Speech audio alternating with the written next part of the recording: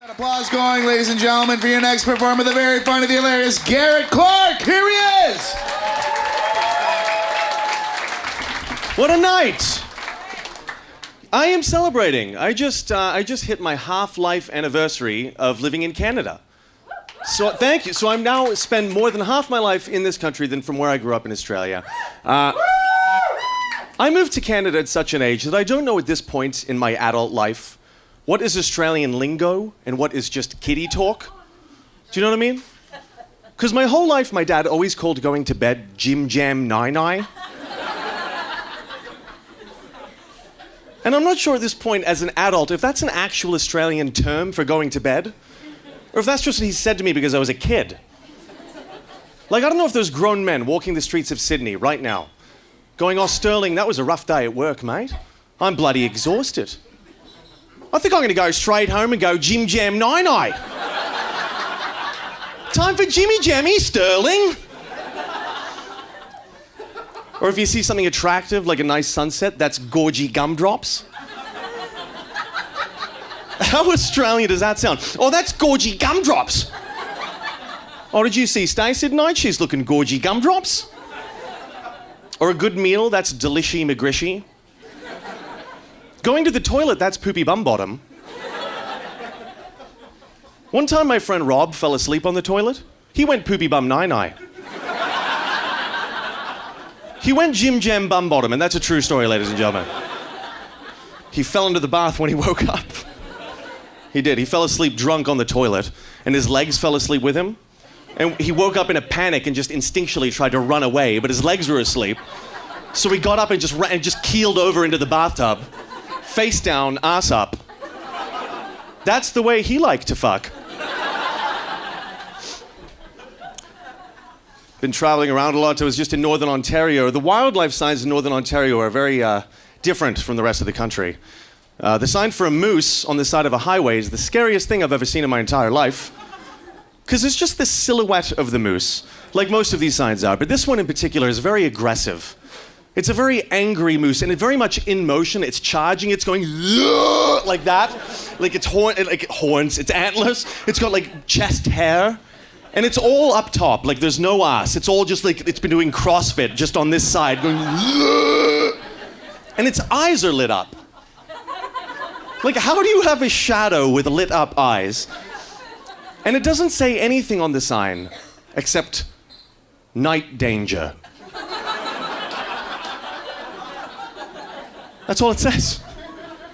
If you're not from a part of the world where you immediately recognize what that silhouette is supposed to be, it looks like a sign warning you for a creature called night danger that is lurking around in the woods. It's the scariest thing. It sounds like a Bond villain. I wouldn't go in there if I were you. Night danger was spotted there last night. Night danger isn't known to be very forgiving. Night danger voted for Trump! It feels not an ounce of remorse. It was the middle of the day. I was petrified. I went on to Winnipeg after that. I love Winnipeg. Everyone shits on Winnipeg.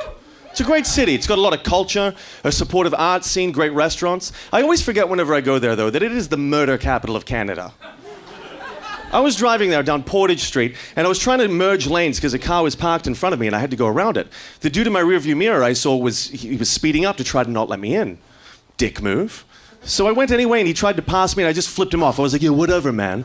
Well, that really choked him, so he started riding my ass, trying to line our windows up. We stopped together at a red light, and he rolls his tinted window down. Behind the window is two 19-year-old homeboys, like two white boys with baby faces and those flat-beaked hats. And right out of a movie, they didn't say anything. They just looked at me and went, like thinking that would scare me. It was hilarious. I laughed. And I don't know what got into me. I didn't think of this ahead of time, but I just looked at them. And I went,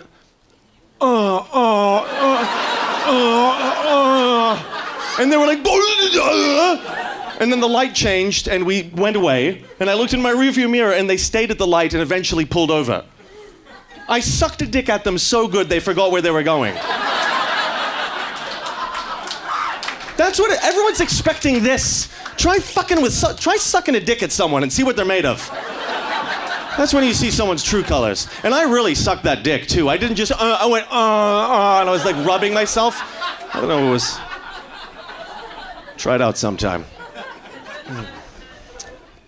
I've got some strange names in my family. Maybe strange is the wrong word, maybe uncommon. My name is Garrett, my sister's name is Devon, my stepdad's name is Warwick, my mom's name is Graziella, which is Italian for grace. Her sister's name is Histamine. So I literally have an antihistamine.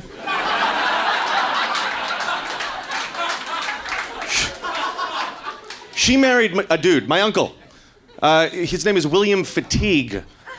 And for 20 years he served in the army, so he legitimately went by General Fatigue. They have 2 lizards. 2 iguanas. They're always fighting, trying to kill each other. Every time I go over. So look, what I'm getting at here is that when you put an antihistamine together with general fatigue, you get a reptile dysfunction. I was hoping for a groan. I'm leaving on that. Thanks for having me, Vancouver. We'll see you again.